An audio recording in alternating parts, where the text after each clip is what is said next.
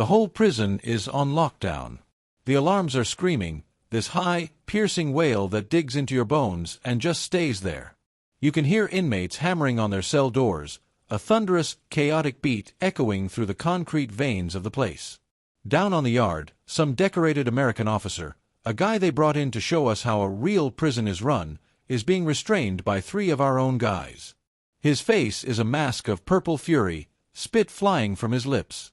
And up here, in the central control room, the warden has just frozen. He's staring at the monitors, knuckles white on the console. He thinks this is a riot. He thinks he's lost control. What he doesn't know is that this is all for him. This storm, this chaos. I made it. And it's the perfect cover for what I have to do next, and my name is Jake. Or it was. Now, I'm Officer 734. A number on a uniform. For 5 years, I've walked these same halls, breathed this same recycled air, and watched a good place rot from the head down. The man responsible for that rot. Warden Miller. The same guy currently staring, paralyzed, at the chaos on his screens. He believes in 2 things: money and power. Justice, rehabilitation, safety. Those are just words he uses for press releases. I learned that the hard way.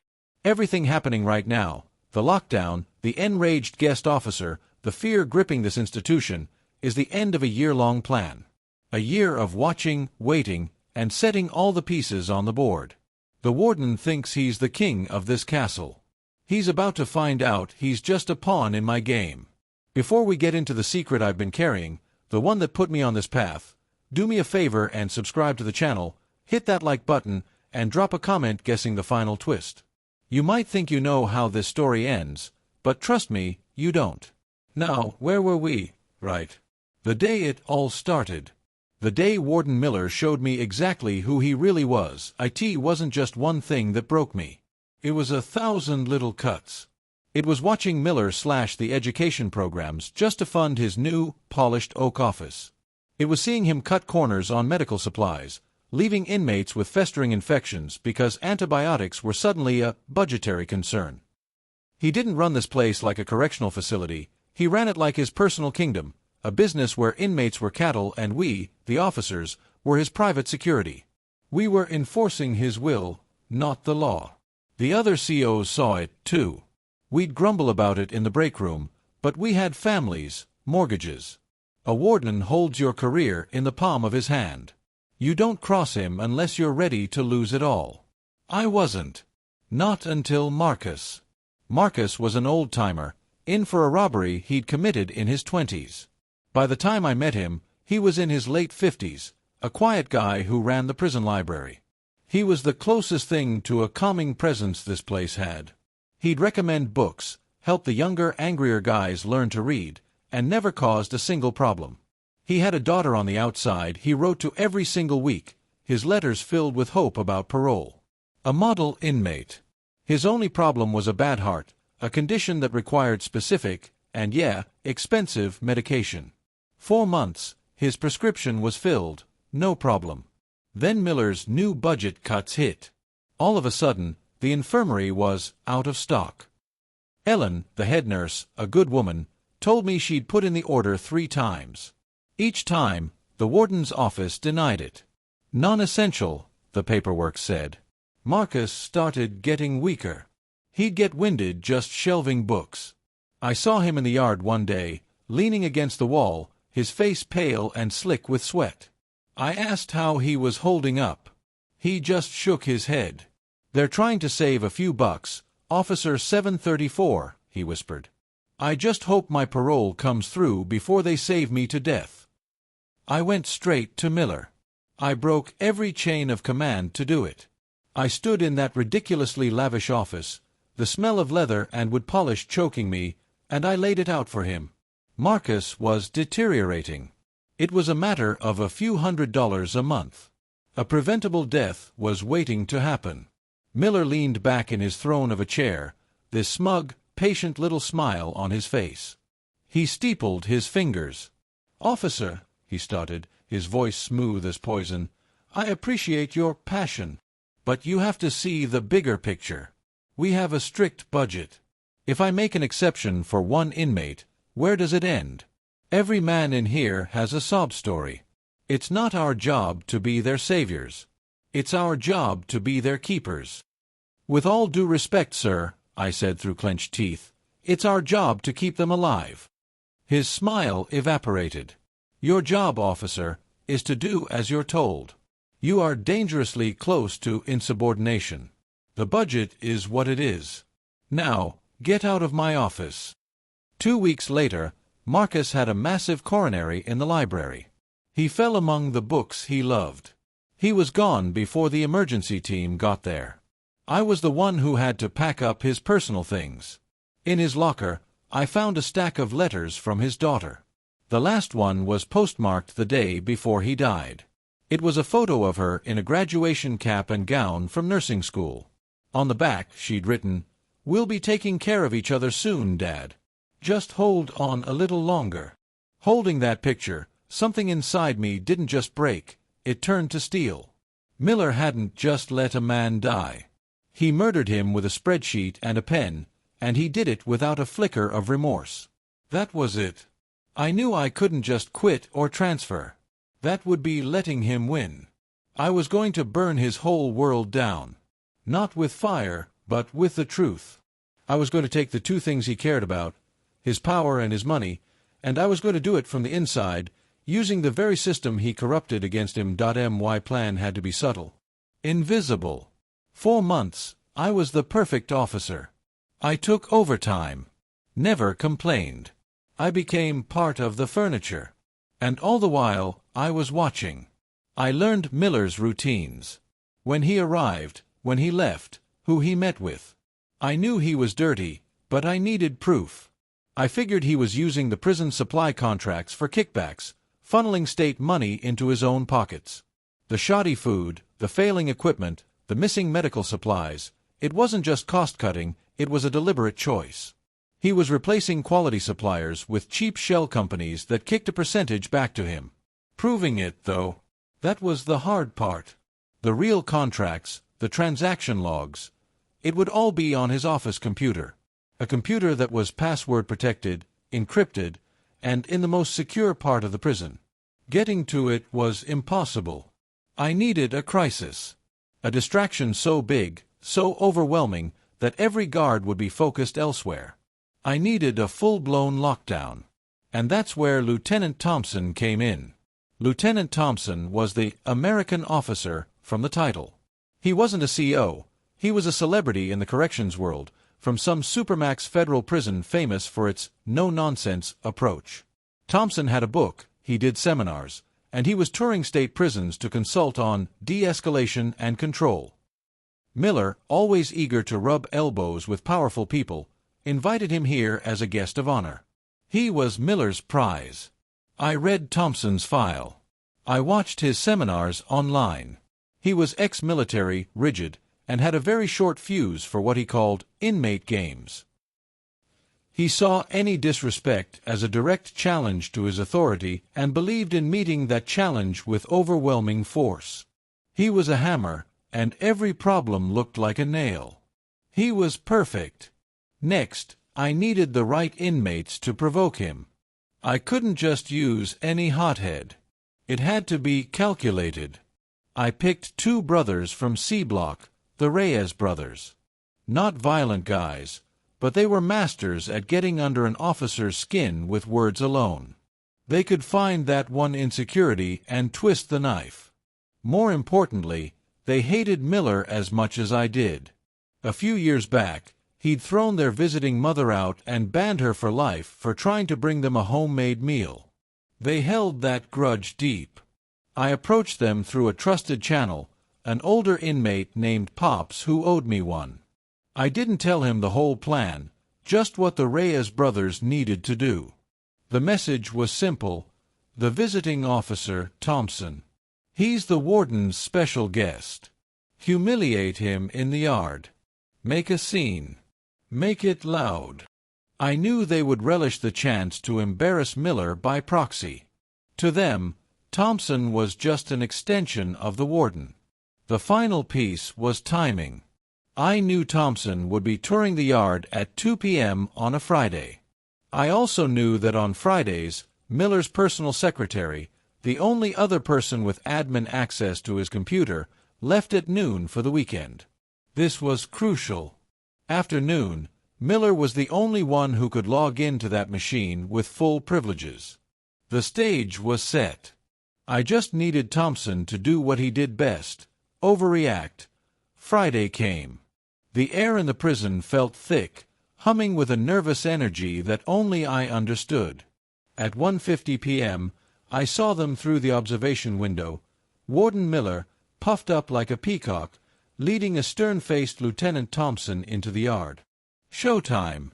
Thompson walked with this rigid posture, his eyes scanning the inmates with pure contempt. A predator in a rival's territory. The Reyes brothers were already near the basketball court. As Miller and Thompson approached, Hector, the older brother, deliberately bounced the ball right off Thompson's polished boot. It was a small thing, but it was a clear challenge. Thompson stopped dead. Every inmate in the yard sensed it and went quiet. The pressure dropped. "Pick it up," Thompson said, his voice low and dangerous. Hector Reyes smiled slowly. "Pick it up yourself, boss. Your back ain't broken." Miller's face went pale. This wasn't in his script. He started to say something, to smooth it over, but Thompson held up a hand, silencing him. He took a step toward Hector. "You don't know who you're talking to, son." "Don't I?" The younger brother, Rico, chimed in, stepping up. "You're the warden's new pet. Came to teach us all a lesson. You look more like a gym teacher who got lost." That was the line. I knew it the second he said it. I'd seen it in my research. Someone at a seminar had once asked Thompson if his methods were a little too much like a frustrated gym teacher's. The footage showed him nearly losing it. It was his trigger. Thompson's neck flushed deep red. "You little punks think you're tough." "We're surviving," Hector shot back. "Which is more than I can say for some people in this place. People the warden doesn't think are worth a few bucks." It was a direct hit, a reference to the kind of neglect that took Marcus, the kind everyone there knew about. That was the spark. Thompson didn't use his so-called training. He didn't de-escalate. He lunged. He threw a clean, professional-looking cross that caught Hector on the jaw. Hector stumbled back, and the yard just exploded. Not a riot, not yet, but a flashpoint. Inmates surged forward, yelling. Guards blew their whistles. Pure chaos. From my post, I saw exactly what I needed to. On the main monitor, Thompson was completely lost to his rage, trying to fight off the Reyes brothers. Our own COs were trying to restrain him, the visiting expert. And I saw Warden Miller, just standing there, mouth hanging open, eyes wide with panic. Frozen. His perfect photo op had become a nightmare, and he had no idea what to do. This was my moment. The senior officer in the control room, Henderson, yelled, "That's it! Full lockdown!" No. The alarms began to blare. The giant hydraulic doors slammed shut all over the facility. Every officer's radio crackled to life. The whole prison was sealing itself up. And in all that orchestrated chaos, nobody was watching me. Nobody was paying attention to Officer 734. I slipped out of the antechamber, my heart hammering my ribs, and started moving. The storm was here, and I was walking right into it. A lockdown is organized panic. Every officer has a protocol: secure inmates, lockdown pods, clear common areas. The whole system is designed to contain the threat, which everyone assumed was a riot in the yard. Those protocols created a unique map of the prison. Certain corridors were emptied. Certain checkpoints were unmanned as officers scrambled to their posts. I had memorized this map. I knew the blind spots. The lockdown wasn't just a distraction, it was a pathway. My destination was the administrative wing, the Ivory Tower. 3rd floor, overlooking the chaos. Normally, it was the most heavily monitored part of the prison. But right now, the 2 guards usually posted at the entrance had been redeployed to the ground floor. Their post was empty. My first door. I moved fast, staying close to the walls, the noise of the alarms and the shouting covering my footsteps. My uniform was my camouflage. Anyone who saw me would just think I was heading to my post. No one would guess I was moving away from the crisis, deeper into the quiet heart of the beast. I reached the 3rd floor stairwell. The door was supposed to be maglocked, but I knew during a lockdown, the system defaulted to manual override so officers wouldn't get trapped. A simple keycard, the same one I used for the break room, would open it for 30 seconds. I swiped. Green light. I was in. The admin wing was eerily silent. The contrast was jarring. Clean carpets, fresh air, only the distant wail of the alarms. A different world. Miller's world. I walked down the hall, my boots sinking into the plush carpet, to the end of the hall. The warden's office. Getting inside was the next hurdle. Special electronic lock. But I knew something Miller didn't. His secretary, Maria, was claustrophobic. She told me once, in a casual conversation I'd engineered weeks ago, that Miller gave her a physical override key for emergencies. Against all regulations, she kept it on a magnet under her desk drawer, just in case. I slipped into her empty office. My heart was pounding. I knelt, ran my hand under the desk drawer, and my fingers brushed against the cold metal of a small key. I had it. I stood outside Miller's office, the key feeling heavy in my palm. This was it. Point of no return. I took a deep breath, inserted the key, and turned. The lock clicked open, deafening in the silence. I slipped inside, closing the door behind me. I was in the belly of the whale. The office was just as I remembered, disgustingly opulent. A massive oak desk dominated the room. On it, a state-of-the-art computer, its screen asleep. I walked over and sat down in Miller's ridiculous leather chair. A throne of lies. I touched the mouse. The screen flickered to life, asking for a password. This was the part that had kept me up at night. I couldn't hack it. I had to know the password. Miller was too arrogant to write it down, but he was also a man of habit and ego. It would be personal. I thought about the man. His vanity. His greed. I tried a few things. His luxury car model, his birthday, his boat's name. Access denied. Access denied. My palms were sweating. The distant alarms felt like a ticking clock. How long did I have? Then I thought about Marcus. About why I was here. What really mattered to Miller. Not his car, not his boat. His power. I looked around the office. On the wall was a framed newspaper article from when he was first appointed warden. The headline, Warden Miller, A New Era of Order. That was it. Order. Control. I looked back at the desk. Tucked in the corner was a small photo. Not of his family. It was an aerial shot of the prison.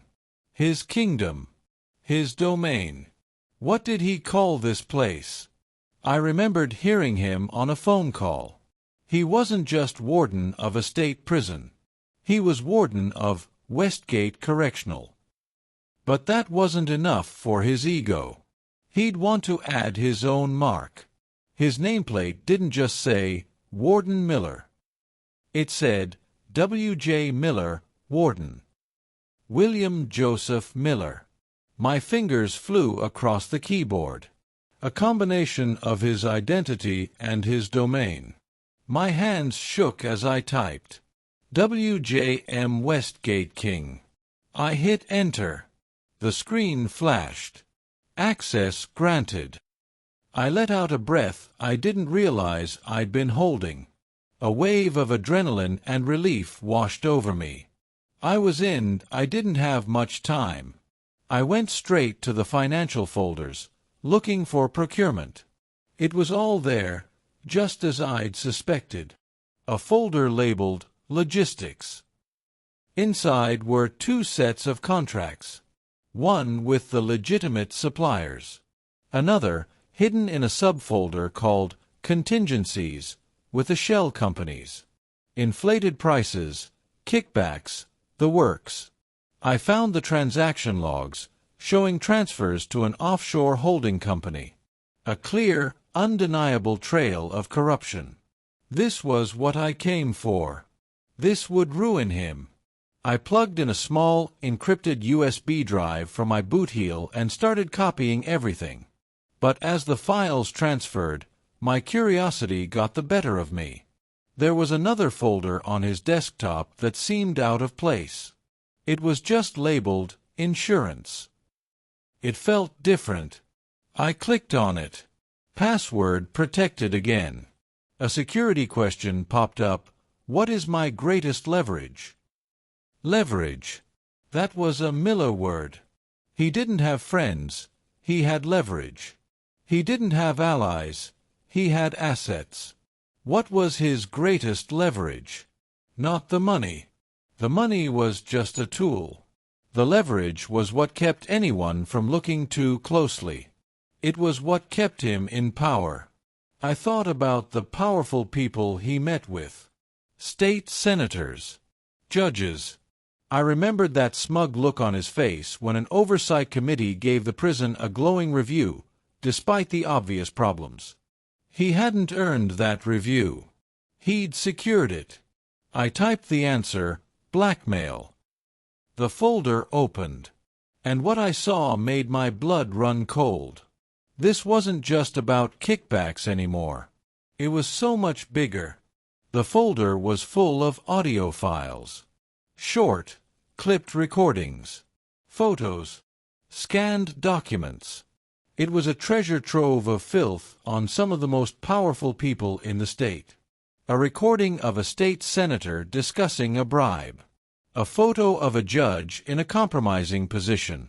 An email from a union leader promising to kill an investigation in exchange for a favor.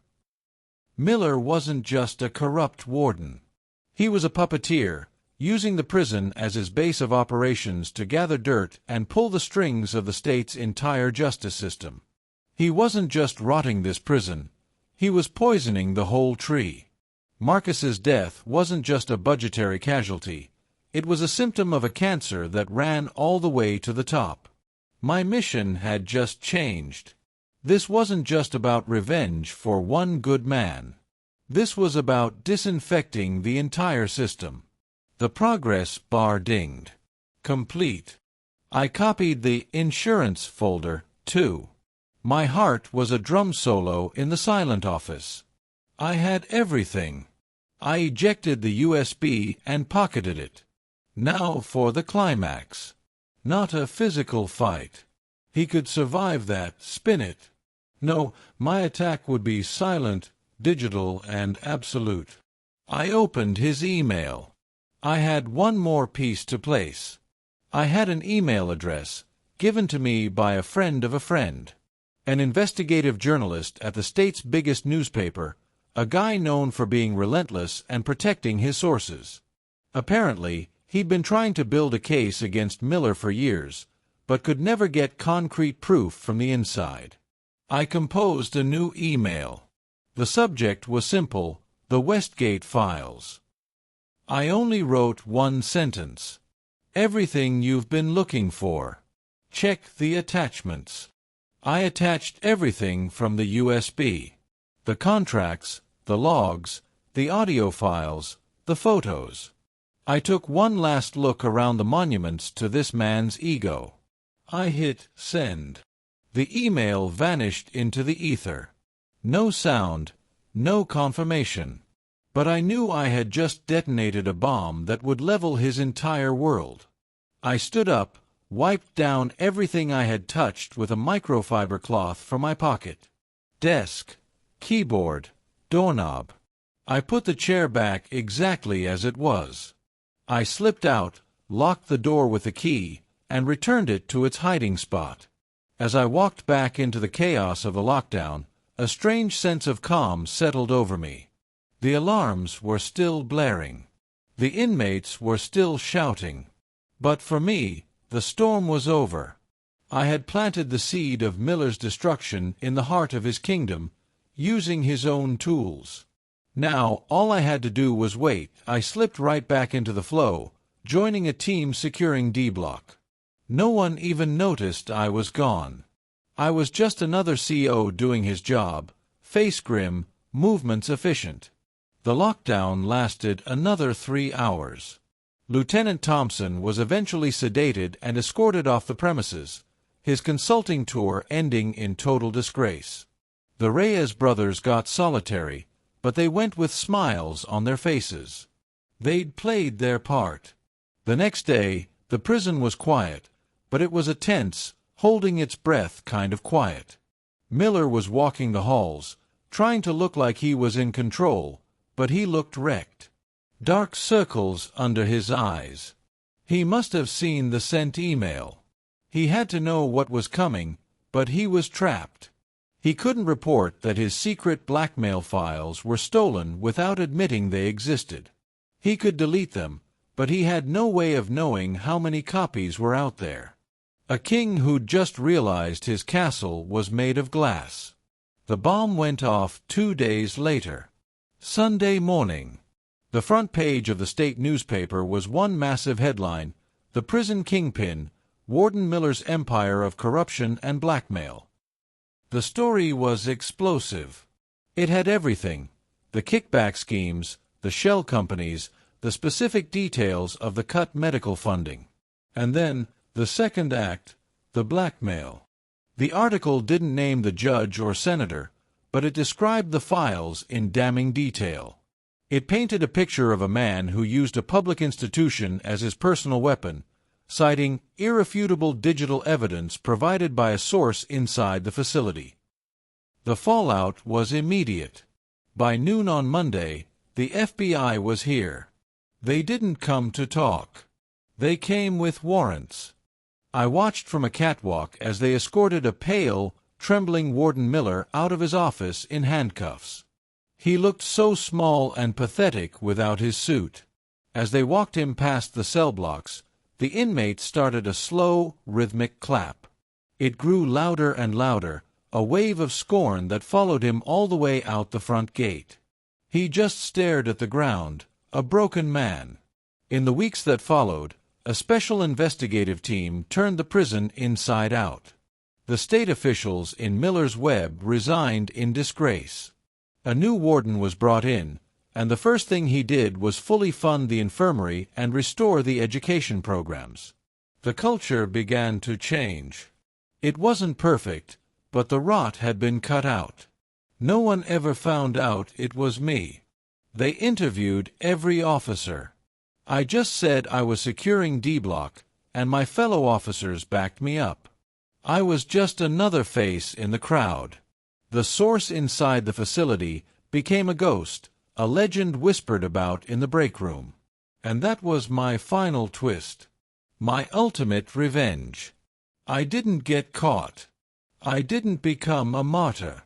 I stayed. I stayed, and I watched as the place began to heal. I watched new books arrive for the library Marcus loved. I watched inmates get the care they deserved. My revenge wasn't just tearing Miller down. It was in seeing what grew in the space he left behind. Sometimes I think about the cost. I orchestrated a dangerous incident. I manipulated people. An officer was assaulted. Was it right? I live with that question every day. I walk these same halls, but everything is different. The air feels cleaner.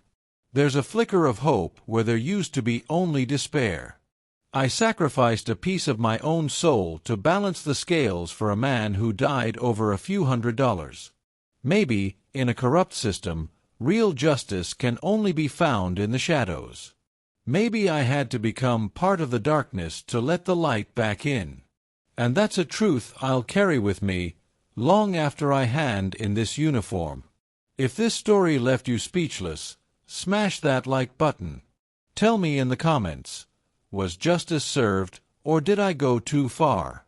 And don't forget to subscribe, because you won't want to miss the stories coming next.